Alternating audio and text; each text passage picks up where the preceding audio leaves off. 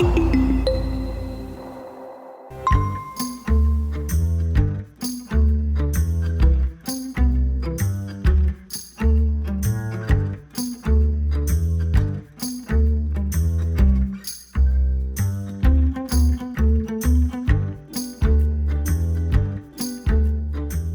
përshëndetje, mirë se gjemi. Përshëndetje, mirë si ju gjeta unë juve. Jemi në prag të festave të dhjetorit. Çfarë është dhjetori për ty?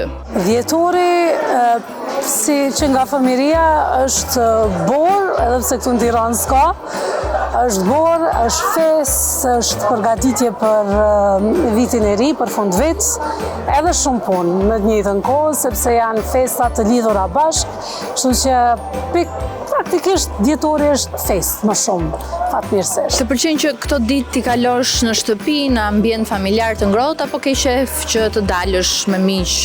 Me thonë të drejtën, deri para pak kohë mbase kam pas qef me dalë, po tash më duket sikur ky ambienti familjar në shtëpi është më kozi, më i mirë. Edhe pse kam fillu të pëlqej shumë këto organizime që bën të sheshi ato shtëpizat e vogla, me pi ndonjë gotë verë të nxehtë. Nuk më dihet me disponim kjo punë, po që jam më shumë te kjo pjesa familjare. Për fund vitin keni bërë ndonjë plan? Për fund vitin po kemi shumë plane, koncerte që është e rëndësishme. Dhe më vjen keq sepse desha ta prisja vitin e ri me familje, por që puna thërret. Shqyqyr që keni punë në këtë rast. Jemi mirë shumë, jemi rikthyer fuqishëm. Të pëlqen më shumë të bësh apo të marrësh dhurata? Di pse është pyetje e vështirë, se me marrë dhurata, normalisht kur s'ka qef me marrë dhurata. Kujt nuk i pëlqen?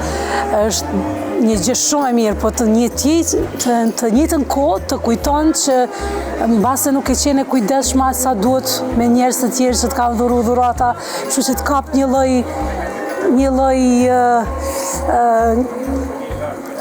pasigurie, një lloj shqetësimi, një lloj që duhet të ngutësh të bësh edhe ti diçka për dikën, kështu që njëjta është simt kur marr edhe jap. Të dyjat më bëjnë të ndihem shumë mirë. Cila është dhurata më e veçantë që ke marrë për fund vit? Nuk më kujtohet, por e kemi bërë zakon, kemi shumë vite me familjen time në Kosovë, që bëjmë dhurata njëri tjetrit për vitri dhe ato dhurata nuk do të jenë të shtrejta, nuk do të kalon një limit të caktuar, sepse shqyqyr kemi shumë festa, shumë ditë lindje gjatë vitit, kështu që kur sehemi, thjesht nuk e lejmë vetëm pa diçka që ta shënojmë fund vitin. Por e di që çunit, normalisht çunit i kam bërë një dhuratë që në Zeland të Re, ishim në një vend bregdetar dhe neve nuk na ka ra viti i ri të presim në një vend ku ka diell, kështu që atje ishte një ambient shumë i bukur sepse ishte pishin, ishte viti i ri, po ishim gjithë me roba banjo, me ato kapelet që vehen për babagjyshit, ndërkohë që këtej bënin plazh. Ndërkohë që bënin plazh, ishte një parti shumë i bukur, që kishin mbledh gjithë fëmijët, kisha mbledh fëmijët e shoqërisë, kështu që mendoj se ishte një nga dhuratat më interesante që ja kam bërë atij për fund vit. Po dhe vetës pse jo se mi kënaq. Ndërkohë, sapo ke përfunduar, ke realizuar koncertin tënd recital në Prishtinë, si shkoi? Shumë emocione sa të flas për atë pjesë. Ndryshe nga Tirana, me që kam realizuar edhe në Tiranë po ashtu një recital në shkurt të këtij viti, kjo ka qenë më afër zemrës për arsye se në Prishtinë jam rrit. Shoqëria dhe njerëzit në Prishtinë janë shohin më shumë detaje. Edhe kemi një thënie që është ai sindromi që duhet të jesh gjithmonë për toke. Dhe normalisht duke qenë se duhet t'i respektosh që gjithë, sepse ki shoqëri, ki familje, është edhe ngarkesë më e madhe, sepse duhet vetë të kujdesesh për çdo gjë. Dhe në këtë rast, ishte hera parë që për kujdesesha nga A deri te Z, nga çdo gjë, ndriçim, skenografi, ka marrë ekstra foni, domethënë njeriu i cili është marrë për zërin tim, për tingëllimin e zërit, çdo detaj kam bërë vetë. Kështu që ka qenë një ngarkesë shumë e madhe, sa që ajo ngarkesë ka rezultuar deri te mos ndjenja e kënaqësisë mbase në ato momente teksa po performoja, por gjëja e mirë është që njerëzit janë kënaq pafund dhe ishte për herë të parë një koncert, një eveniment i tillë ku biletat shiteshin kohë rekord, edhe njerëzit janë kënaq pafund. Isha nderuar edhe me pranimin e kryeministrit Kosovës, ministrit kulturës, ministrit shëndetësisë, të gjithë bashkë të cilët ish presidentës. Kështu që më kanë bërë të gjithë të ndihem shumë mirë dhe e vlerësuar dhe respektuar, gjë që e ka bërë më të madhërishme atë eveniment dhe 20 vitorin e karrierës, sepse ashtu e kam quajtur.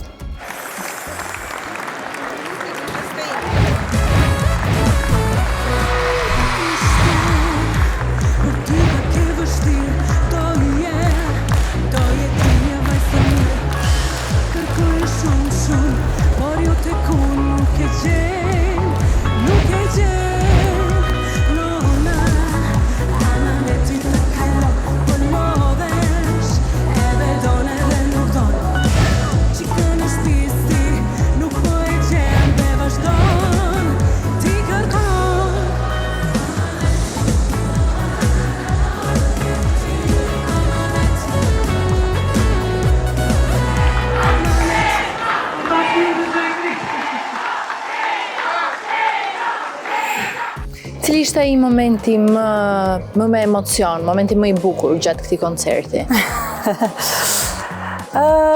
Momenti më i bukur ka qenë kur unë ja bëra në nëstime një lloj befasie, sepse ajo ishte aty gjatë gjithë kohës dhe e dinte në për gjithë procesin që kam kaluar, por nuk i tregova që gjithë ai koncert dhe gjithë ai recitali i është përkushtuar asaj. Edhe kur ja thash në skenë, në pranitë të gjithëve, ajo u emocionua shumë. Në atë rast u emocionua edhe unë, po fatmirësisht kisha kufje në vesh, edhe nuk e lejoja vetën shumë me umbërthy nga emocionet, por që mendoj që kjo ka qenë pjesa më e bukur dhe më emocionuese, dhe po, mos harroj që ishte fillimi kur njerëzit po prishin që të dalë unë në skenë dhe po jepshin ato dua trokitjet që të dalë më shpejt, por unë nuk dilja dot sepse kisha kuptuar që po vinte edhe kryeministri, edhe normalisht për shkak të protokollit duhet të prisnim që të vinte ai në fillim, kështu që edhe ajo ishte një emocion që nuk mund të merja frym. Kështu që do ta kujtoj për gjithmonë, jam e bindur. Cila ishte kënga që i çoi të gjithë njerëzit në këmbë? Në koncertet e mia, sepse zakonisht recitali që kam pas nuk është se bën ndonjë diferencë madhe me gjitha koncertet që mbajun rreth e përçark kudo ku shkoj, sepse kryesisht jam live me bendin. Por meqense këngët e mia kanë laramani të zhanreve, edhe këngët që janë balada janë shumë të ndjera dhe njerëzit kanë qejf t'i këndojnë, po ato ritmike i këndojnë gjithë bashkë. Momenti kur unë ngretën këmbë, besoj ishte pas i kaloj pak më shumë se fillimi, kur unë fillova të këndoja një këngë e cila i kushtoi vendit tim dhe pasaj nuk ndaluan më. Kështu që kanë ndejtën këmbë gjatë gjithë kohës. 20 vjet karrierë, sigurisht që je e kënaqur me suksesin që ke arritur deri tani. Si i parashikon 20 vitet e ardhshme? Çfarë pyetje? 20 vitet e ardhshme. Është shumë e vështirë kjo pyetje, sepse normalisht unë dua të merrem me muzikë, edhe do të merrem me muzikë, s'do ta lë muzikën arash për asnjë moment, sepse është jeta ime në fakt.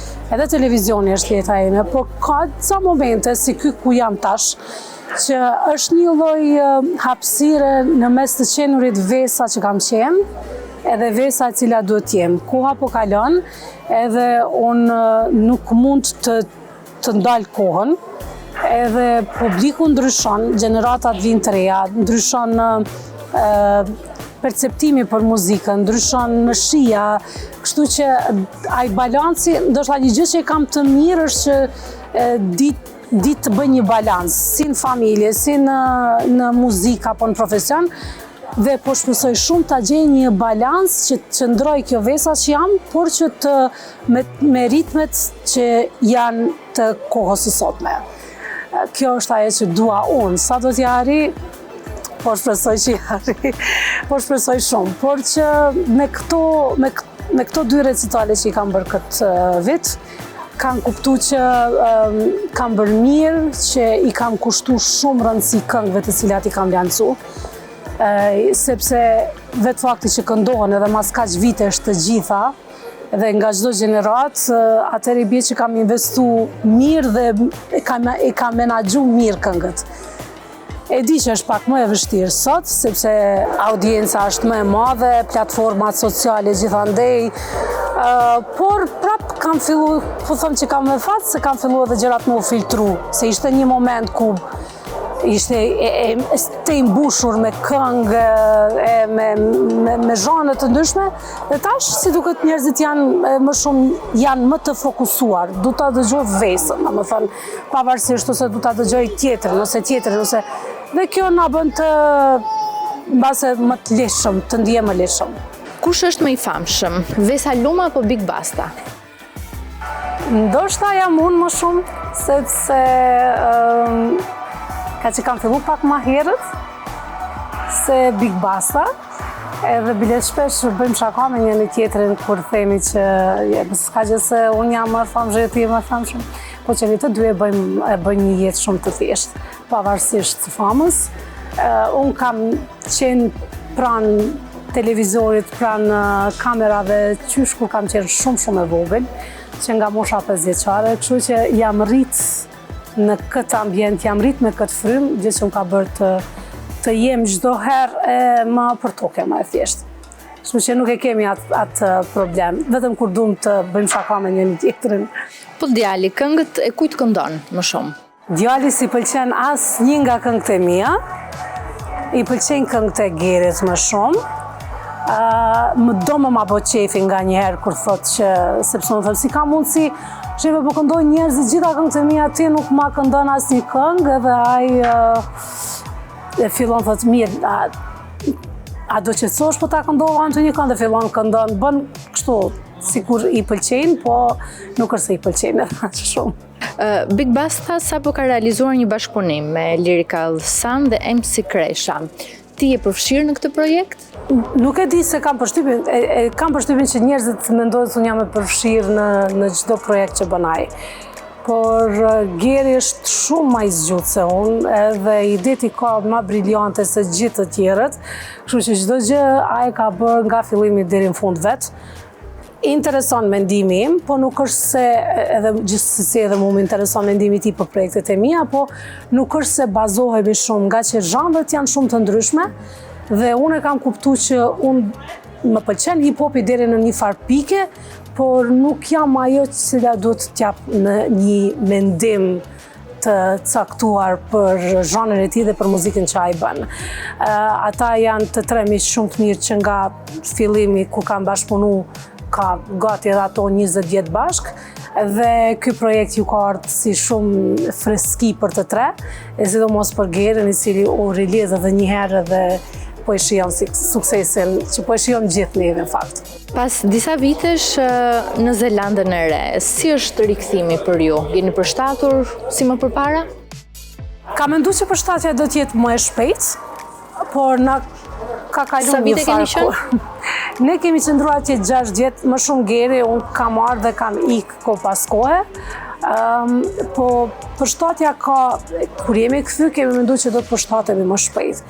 Por 6 vjet për muzikën, për artin janë shumë, ndryshime shumë të mëdha dhe na u desh pak më shumë kohë se sa që e kemi paramenduar neve, por me marrë veten, me kuptu tregun, me kuptu se çka po ndodh, me kuptu që se si janë njerëzit në raport me neve, se më thënë gjitha kjo na ka marrë një farë lloj kohe, jo shumë, po më shumë se që ne kemi menduar. Tash mendoj se jemi përshtat, jemi ambientuar mirë shumë dhe jemi në rrjedha, më në fund. Cili është projekti juaj i ardhshëm? Çfarë ke në planet e tua tani? Shumë plane. Plani që do të filloj vitin është me një EP. Kam thënë edhe më herët, kam realizu jashtëzakonisht shumë këngë të cilat nuk më kanë pëlqy. Dhe në këtë rast po zgjedi të dëgjoj Gerin, i cili thotë që mos mendo shumë, sepse normalisht sa më shumë kalojnë vjetët, aq më shumë edhe mendon gjithçka të jetë perfekt. Dhe kjo ndjenjë të largon ndoshta të largon pak nga ajo që ndodh në realitet. Edhe kam vendosur të ta dëgjoj dhe të mos mendoj shumë, po të realizoj sa më shumë këngë që është e mundshme, pra e po mbyll një kapitull dhe po filloj një kapitull 3 dhe mezi po pres. Një bashkëpunim mes të ju të dyve, do kemi? Jo, se kemi mendu. Është një këngë të cilin unë do ta bëj refrenin e një këngë që ka shumë përqejf Geri për albumin e tij i cili do del në janar, por bashkëpunim tjetër mes neve të dyve jo, nuk e kemi mendu. Nuk e kemi mendu jo një herë, po ai realizohet në sekond kurdo që jemi gati. Muzika, bota e showbizit në përgjithësi lidhet edhe me imazhin, me pamjen estetike të personazheve. Shumë prej tyre kanë filluar të përdorimin e Ozempikut. Ty të ka shqetësuar ndonjëherë pamja, ti je sa më e kuruar, ti je sa më fit në ato rregullat që janë vendosur tashmë në ekran? Unë e kam një problem të përhershëm, i cili është ka momente, ka javë ku unë mund të shtoj pesh dhe në javën tjetër mund të zbres nga pesha shumë shpejt.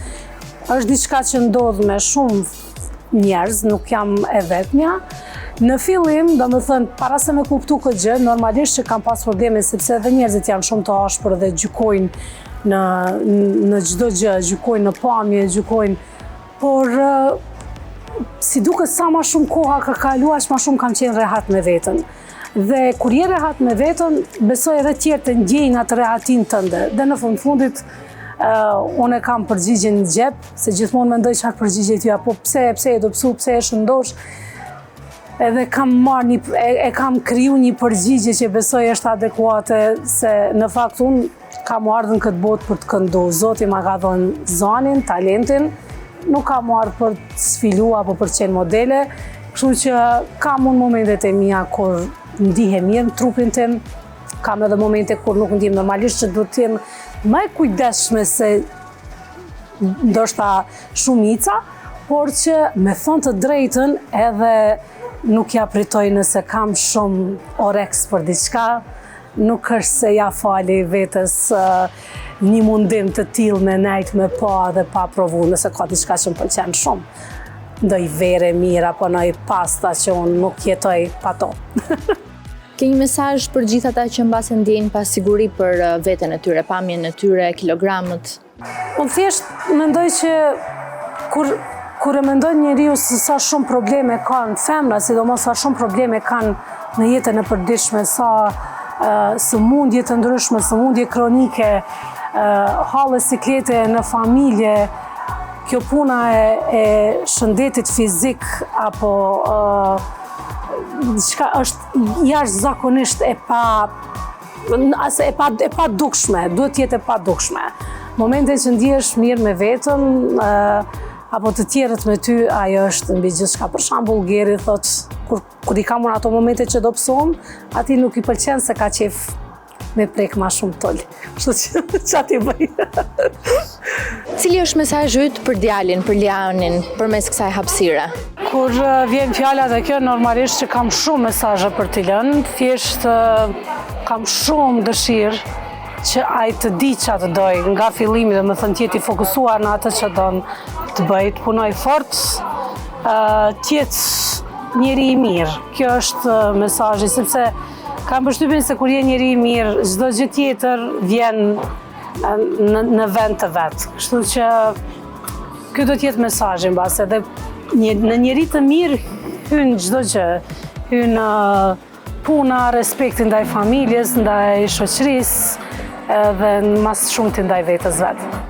Po për Gerin, një kërkesë publike ose mbase një ndryshim ose diçka që ja ke thënë shumë herë që nuk e bën, janë shumë?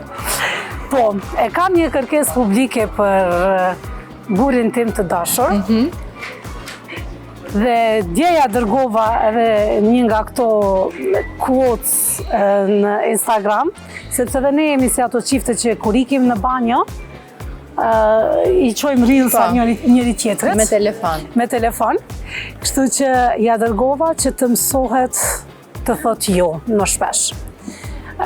Vetëmi problem që Geri ka është që është shumë i mirë me të gjithë.